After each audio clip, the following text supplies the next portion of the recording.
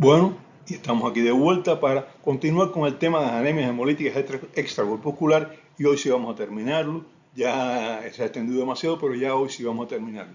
Bien, continuamos con la anemia hemolítica autoinmune, fría, temporal y el síndrome de crioglutinina, segunda y tercera forma clínica de las anemias hemolíticas autoinmunes, tienen muchas características comunes y por eso vamos a hablar de las dos juntas. Vamos a mencionar después cuál es la diferencia, pero en general la fisiopatología es la misma. En ellas, los autoanticuerpos se unen a la membrana del eritrocito a bajas temperaturas. La temperatura óptima, ¿cuál es? 4 grados centígrados. Pero bueno, en muchas partes no hay 4 grados centígrados. Pero ellos se van a unir, los autoanticuerpos, a la membrana del eritrocito en las extremidades, piernas y brazos, en lugares donde hay más frío, sobre todo en los dedos, en los lugares más extremos. Y ahí es donde ellos, como la temperatura es más baja, tienen más facilidad para que el autoanticuerpo se una a la membrana del eritrocito. En ambos síndromes, o sea, en las dos enfermedades, la que es fría, fría temporal y el síndrome de crioglutinina, la prueba de Kuhn tiene un patrón de fracción 3 del complemento, no tiene un patrón de inmunoglobulinas, no detecta inmunoglobulinas en superficie. Dicen, bueno, pero no estamos hablando de autoanticuerpo y el autoanticuerpo no es una inmunoglobulina. Sí, pero vamos a llegar allá, no se preocupen, vamos a llegar allá. ¿Cuál es la gran diferencia entre ambas? En el síndrome de crioglutinina, la causa generalmente son enfermedades malignas. Estas enfermedades incluyen la gammapatía monoclonal y síndromes linfoproliferativos, como por ejemplo los linfomas, las leucosis, etc., ¿no? Y en la anemia hemolítica autoinmune fría temporal, lo que se relaciona es con infecciones, por ejemplo, con el virus de Epstein-Barr, con el micoplasma, etc. Y esto hace que sea temporal. Aparece la anemia hemolítica mientras dura la infección. Pasó la infección, pues también pasa la anemia hemolítica, pero esto se llama fría temporal. En estas anemias en frío, la unión de autoanticuerpos, como ya expliqué, se produce en las extremidades, ya lo dije hace un momentico, y la temperatura en estas extremidades no tiene que ser 4 grados centígrados, que es la óptima para la unión del anticuerpo con el eritrocito, sino que generalmente oscila alrededor de unos 30 grados y ahí es donde más se une. La inmunoglobulina presente, lo dije, es la inmunoglobulina M, no la G. ¿Y qué pasa? Si ustedes no recuerdan, bueno, les voy a mencionar, pero si no, pueden ir al ciclo de inmunología y verán que la inmunoglobulina M, la IgM, son 5 unidades, mientras que la IgG es una unidad. Una unidad puede unirse con 2 antígenos, ¿no? Por tanto, la IgM puede unirse con 10 antígenos. Pero además, la IgM tiene otra característica. Tiene un punto, una unión donde el complemento se fija. Por eso el complemento no se fija generalmente a la IgG.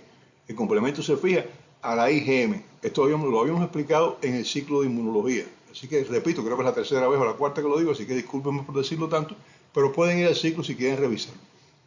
Cuando este eritrocito que se unió con el anticuerpo en las extremidades a una temperatura de 30 grados más o menos, regresa al interior del cuerpo, como la temperatura dentro del cuerpo es caliente, la inmunoglobulina se separa del eritrocito, pero ya el complemento está fijo.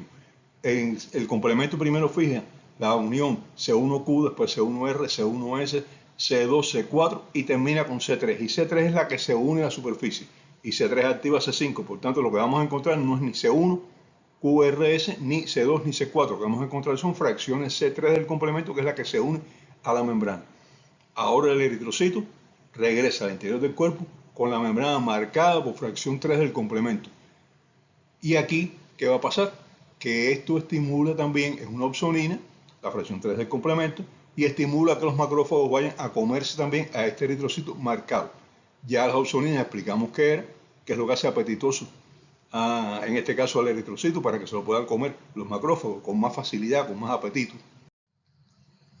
La hemoglobinuria paroxística nocturna, hemoglobinuria paroxística nocturna, hemo, hemoglobina, hemoglobinuria, uria, orina, paroxística porque evoluciona por crisis, nocturna porque ocurre de noche. Fíjense estas características que vamos a ver que no son tan así, pero es como se llama, ¿no? Como se describió inicialmente. Es una enfermedad muy rara, su causa es una mutación en la proteína, una proteína de la membrana de la superficie, o sea, de la membrana del eritrocito. No es autoanticuerpos contra determinadas estructuras que son normales, sino son mutaciones que ocurren en algunas proteínas de la superficie y estas mutaciones no necesitan de autoanticuerpos. Aquí no se produce en la hemoglobinuria paroxística nocturna, no hay autoanticuerpos. Lo que esta proteína mutada es extraña. ¿Y qué hace? Ella activa el complemento. Activa el complemento y se fija en la superficie de ella también la fracción C3 del complemento, sin inmunoglobulina. No intervienen aquí las inmunoglobulinas. Esto en sí no causa daño, pero la fracción hace que el macrófago la vea más apetitosa y entonces se coma a este eritrocito que está marcado por la fracción C3 del complemento. El cuadro clínico es una anemia hemolítica con orinas oscuras intermitentes. La persona tiene una anemia hemolítica generalmente bastante benigna, aunque puede tener crisis intensa. La orina es oscura y esta orina oscura a veces no es tan oscura, a veces es normal, otras veces es oscura, más oscura.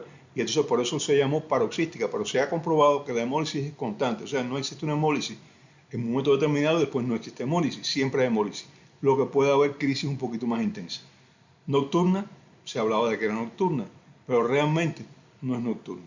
Es una anemia paroxística, una anemia hemolítica que ocurre por crisis en cualquier momento del día. Por crisis ella siempre está haciendo hemólisis, pero bueno, puede haber crisis en cualquier momento, no solamente de noche.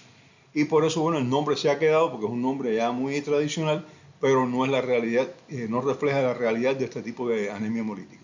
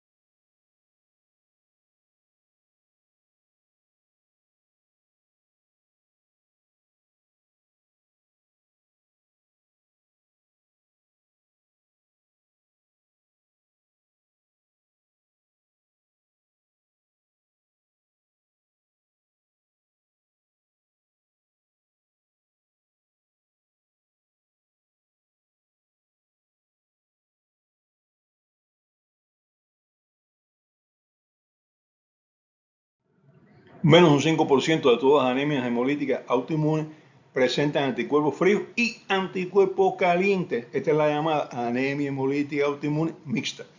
Mixta porque tiene anticuerpos que reaccionan en frío y tiene anticuerpos que reaccionan en caliente. Por tanto, la unión del anticuerpo con la superficie del eritrocito puede producirse a cualquier temperatura. Pero ya les digo, es menos del 5% de todas las anemias autoinmunes hemolíticas. Todas las anemias hemolíticas autoinmunes. Bueno, hay un sexto grupo que antiguamente lo incluían, pero que actualmente se considera una entidad aparte. Vamos a hablar de él un poquito más después, pero solo voy a mencionar que es la anemia hemolítica autoinmune inducida por medicamentos. Pero tiene sus características diferentes, por eso vamos a verlo ya no como parte de las anemias hemolíticas autoinmunes, sino como una anemia extracorpuscular inmunológica. Pero vamos a hablar de eso después. Vamos a seguir hablando con las anemias hemolíticas autoinmunes y la diferencia, el diagnóstico. Es muy importante no solo hacer el diagnóstico que existe esta entidad, sino si es producida por anticuerpos que se unen a temperaturas altas, temperatura normal del cuerpo, o anticuerpos que se unen a temperaturas más bajas. ¿Por qué? Porque como ustedes vieron ya, la fisiopatología es diferente y el enfoque de tratamiento también es diferente. Por eso es por lo que debe hacerse siempre la distinción entre una anemia hemolítica autoinmune, no decir una anemia hemolítica autoinmune, sino decir cuál de los 5 grupos es. Es importante investigar la presencia de causas conocidas, porque esta anemia hemolítica autoinmune puede ser inducida por causas conocidas y al ser inducida por causas conocidas hay que tratar la causa que la provoca, porque si no la tratamos no vamos a resolver ningún problema. El tratamiento, no hay tratamiento específico, el tratamiento es empírico, se utilizan varios tipos de tratamientos con más o menos determinada suerte, pero sin que existan medicamentos o exista un tratamiento bien definido. Se hacen determinadas condiciones, pero bueno, vamos a dejar eso a los hematólogos y lo único que voy a decir es que cuando es un síndrome de crioglobulina o es una anemia hemolítica inducida por el frío, deben protegerse las extremidades del frío, sobre todo de noche, para evitar que se unan los anticuerpos a los eritrocitos. Es la única cosa que vamos a decir, porque todo lo demás está en el campo de sustancias, etcétera, etcétera, que no están bien demostrados y que los hematólogos utilizan para tratar estas anemias, pero con un éxito relativo. Las transfusiones de glóbulos rojos en caso de hemólisis importantes forman parte del tratamiento, porque si la persona tiene una gran destrucción de glóbulos rojos, bueno, pues hay que reponerlo. Pero hay que tener en cuenta que puede haber reacciones cruzadas de compatibilidad y estas reacciones pueden ser a veces relativamente importantes. Por tanto, no utilizarlas si no es necesario. Y no quiere decir que van a tener siempre una reacción transfusional, pero es un riesgo que existe. Y como es un riesgo, hay que tener cuidado de utilizar las transfusiones con mucho cuidado. Los corticosteroides, como parte del tratamiento, también se han utilizado en algunos casos, pero, les repito, es el hematólogo quien debe determinar si utilizar corticosteroides o no utilizar corticosteroides, porque el éxito no siempre es el mismo, ¿no? Además, actualmente existen terapias con anticuerpos monoclonales que se unen a los autoanticuerpos y que evitan su unión al eritrocito, bloquean los sitios de unión del anticuerpo o se unen al anticuerpo y evitan que se una al eritrocito. Pero la decisión de utilizar anticuerpos monoclonales, déjense al hematólogo, porque realmente no hay tampoco unos estudios que demuestren que esta es la solución del problema, ¿no? Se han utilizado con un éxito relativo, pero no con un éxito absoluto. Otro grupo, ya mencionábamos, las anemias inducidas por fármacos. Tienen diferentes mecanismos de producción, no son los mismos mecanismos de producción de las anemias hemolíticas autoinmunes que habíamos hablado, por eso se ha separado y es un grupo aparte, ya no son las 5 formas clínicas de anemia hemolítica autoinmune más la sexta por medicamento, no, anemia hemolítica inducida por medicamento es un grupo aparte. En este grupo, los fármacos o sus metabolitos, porque a veces no es el fármaco, es el metabolito del fármaco, pueden inducir la producción de anticuerpos que no son contra estructuras propias del eritrocito, sino contra fármacos que se adhieren a la superficie del eritrocito. Fíjense la diferencia. No son autoanticuerpos, son anticuerpos contra sustancias extrañas adheridas a la superficie del eritrocito. Ahí son atacados por estos anticuerpos, los fármacos, y entonces se produce lesión, y esta lesión hace que el macrófago se coma el eritrocito. Hay algunos fármacos, por ejemplo las cefalosporinas, que tienen una capacidad que es activar inmunoglobulinas del plasma, ellos se unen a la membrana del eritrocito, captan inmunoglobulinas del plasma y entonces al unir estas inmunoglobulinas de forma no específica, pues van a facilitar también la producción de hemólisis. Pero la inmunoglobulina se une al antibiótico, a la cefalosporina, no a las estructuras de membrana. Por eso las anemias inducidas por medicamentos actualmente no se consideran tan autoinmunes como inmunes. Son anemias hemolíticas inmunes, inmunológicas inducidas por fármacos. Algunos fármacos también pueden inducir autoanticuerpos. O sea, no es que no exista la anemia hemolítica autoinmune inducida por fármacos. Existe, pero realmente con los estudios que se han hecho actualmente, con los métodos de diagnóstico que se conocen, se ha comprobado que no son frecuentes, son más bien raras. Eso sí, es frecuente que algunos fármacos activen al complemento. Ellos mismos van a activar el complemento y esto entonces sí ya es otra situación diferente. El diagnóstico de una anemia hemolítica inducida por fármacos se hace porque, primero, el paciente tomó el fármaco sospechoso. Si no toma el fármaco, usted no puede hablar de anemia inducida por fármacos, es una cosa lógica. Segundo, la hemólisis es mediada por complemento, directa o indirectamente, pero es mediada por complemento, es una característica de la anemia inducida por fármacos. Tercero, se encuentran fracciones de complemento en la superficie de los eritrocitos, lo cual se comprueba con la prueba de Coombs, porque hay distintos tipos de prueba de Coombs. Nosotros hablamos de la prueba de Coombs en general, pero hay varios tipos. Cuarto, el suero del paciente reacciona con eritrocitos en presencia de medicamentos. De medicamentos sospechosos, usted coloca los eritrocitos, medicamentos sospechosos y suero del paciente y reacciona. Eso quiere decir que algo está pasando ahí que no es normal. Bien, hay algunas otras anemias extracorpusculares. Por ejemplo, algunas son producidas por diferentes enfermedades infecciosas, que no son ni las autoinmunes ni la producida por fármacos. Y entre ellas tenemos el paludismo, la babesiosis, infecciones por Clostridium perfringens y algunas infecciones por bacterias gram negativas también.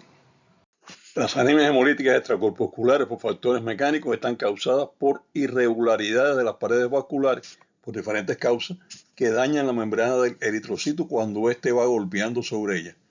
Las causas más frecuentes: púrpura trombocitopénica idiopática, síndrome HELP, prótesis valvulares cardíacas, síndrome urémico hemolítico, microangiopatía de cualquier causa, incluyendo la microangiopatía diabética y la microangiopatía que también se ve en los pacientes con insuficiencia renal y macroangiopatía de cualquier tipo también.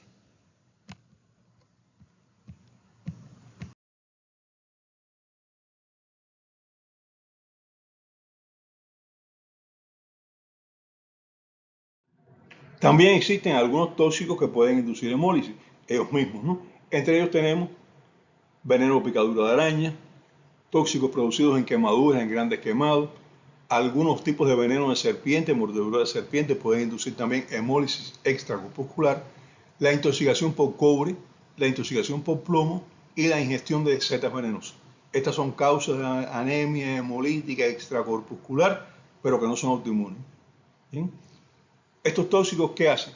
Ellos dañan la pared del eritrocito y este eritrocito con una pared dañada pues favorece que los macrófagos lo capten porque lo reconocen como eritrocitos deficientes, defectuosos. Entonces los captan y los destruyen. Bueno, llegamos al final del programa de hoy. Hasta el próximo. Chao. Nos vemos.